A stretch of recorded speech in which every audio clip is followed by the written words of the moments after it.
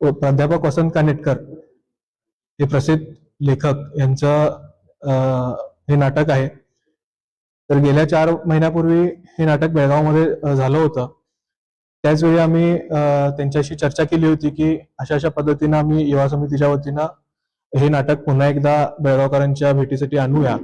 त्यावेळेला त्यांनी त्याला सकारात्मक प्रतिसाद देत गेली महिनाभर चर्चा त्यांच्याशी होती आणि येत्या 15 तारखेला हे नाटक बेळगाव येथे होण्यासाठी होणार आहे याची निश्चित झालेलं आहे. धर्मवीर छत्रपती संभाजी महाराजांच्या जीवन धगधगत्या इतिहास ह्यामध्ये ज्वलंत इतिहास दाखवला जाणार आहे. छत्रपती शिवाजी महाराजांच्या निधनानंतर कशा पद्धतीनं स्वराज्यावरती जी परिस्थिती ओढावलेली होती ह्या नाटकामध्ये त्यातील प्रसंग दाखवलेले आहेत. संभाजी महाराजांनी ज्या पद्धतीनं झुंज देऊन आपलं स्वराज्य राखलं होतं अशा पद्धतीचं हे नाटक असणार आहे. त्याचबरोबर आताच सांगितल्याप्रमाणे ह्या नाटकातून जो मिळणारा नफा आहे हा महाराष्ट्र एकीकरण युवा समितीच्या शैक्षणिक उपक्रमासाठी वापरला जाईल. त्यामुळे मी बेळगावकरांना तुमच्या माध्यमातून आवाहन करू इच्छितो की जास्तीत जास्त संख्येनं या नाटकाला उपस्थित राहून देणगी प्रवेशिका घेऊन सहकार्य करावं. तसंच आमचे ह्या नाटकाला प्रायोजक म्हणून लाभलेले प्रसाद मेडिकलचे संचालक CK पाटील साहेब, तसेच आर्यम चौगुले असोसिएट्सचे संचालक RM चौगुले यांनी हे नाटक आणण्यासाठी सिंहाचा वाटा उचललेला आहे. त्यामुळे मी त्यांचे सुद्धा आभार मानतो आणि तुम्ही या मोठ्या संख्येनं या ठिकाणी उपस्थित राहिलात आणि ही पत्रकार परिषदेच्या माध्यमातून बेळगावकरांना या नाटकाबद्दल तुम्ही माहिती पोहोचवावीत अशी मी विनंती करतो. याच लोकमान्य रंगमंदिरमध्ये या ठिकाणी होणार आहे. त्याचबरोबर 15 मार्च रोजी रविवार आहे. दुपारी 3 वाजता एक प्रयोग असणार आहे आणि संध्याकाळी 7 वाजता एक प्रयोग आहे.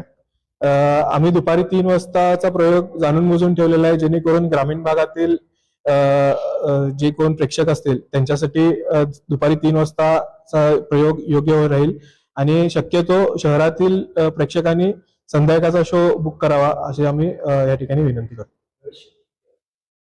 देणगी प्रवेशिका ही साधारण 200 बाल्कनीमध्ये असेल, परत 300 आणि 500 अशा पद्धतीनं देणगी प्रवेशिका ठेवली. 15 मार्च जर बघितलं तर परीक्षा चालू आहेत. परीक्षेचा काळ चालू असल्यामुळे विद्यार्थी मोठ्या संख्येनं राहणार नाहीत.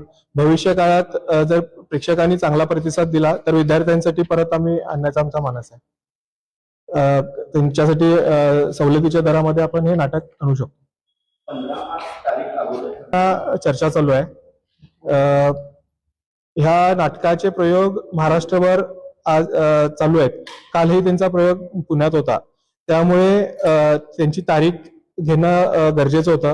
त्यासाठी हे 1.5 महिना आधीच त्यांची तारीख ठरलेली होती. 15 मार्च 17 मार्च रोजी धर्मवीर संभाजी महाराजांचं बलिदान दिन आहे. त्यामुळे त्या धर्तीवरती आम्ही हे 15 मार्च तारीख ठरवून आम्ही हे ठरवलेलं आहे.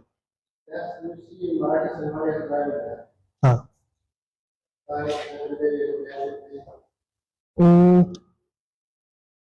नाटकाचे प्रयोग सहसा एक आठवडाभराच्या ह्याच्यामध्ये कधी ठरत नसतात.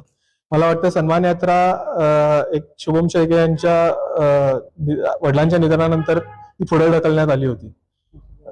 त्यामुळे हे जाणून बुजून किंवा असं किंवा ह्याच्यामुळे केलेलं नाही आहे. हे आधी ठरलेलं होतं आणि नाटक आणायचं म्हणजे थोडीशी खर्चिक बाब असते. त्यांना काही ऍडव्हान्सेस दिलेले आहेत त्यामुळे ते रद्द करता येत नाही आणि त्यासाठी आम्ही हे पुढे घेऊन जातो.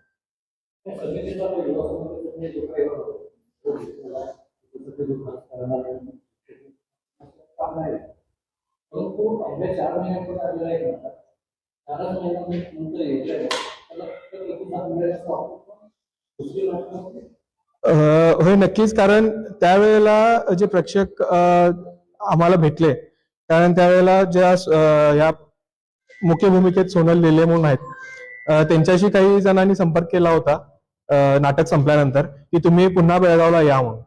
त्याच वेळेला आमची चर्चा झाली होती की येत्या 4 ते 5 महिन्यामध्ये आपण बेळगावला पुन्हा आणू. आणि आताच सांगायचं झालं तर फक्त आमचा जो 1 मार्चला कार्यक्रम झाला त्यावेळी त्या ठिकाणी आम्ही पोस्टर जाहिरात केली होती. त्यानंतर अनेकांचे फोन आले की तुम्ही कधी आणताय नाटक, आणि आम्हाला त्या नाटकाचा आम्हाला आस्वाद घ्यायचा आहे. त्यामुळे आम्हाला विश्वास आहे की प्रेक्षक नाटकासाठी येतील. त्याचबरोबर शहापूर विभागामध्ये शिवाजी कुरुचकर ज्वेलर्स, खडेबाजार शहापूर, बेळगाव सिटीमध्ये DB Patil photo studio Belgaum आणि शिवाजीनगर येथे मसनाबाई इस्टर सिद्धार्थ चौगुले यांच्याकडे, मच्छाला गजानन छपरे या ठिकाणी CK पाटील सरांचा प्रसाद फार्मा आहे शनिवारपूर, त्या ठिकाणी सुद्धा त्याच्या प्रविष्टा उपलब्ध असतील.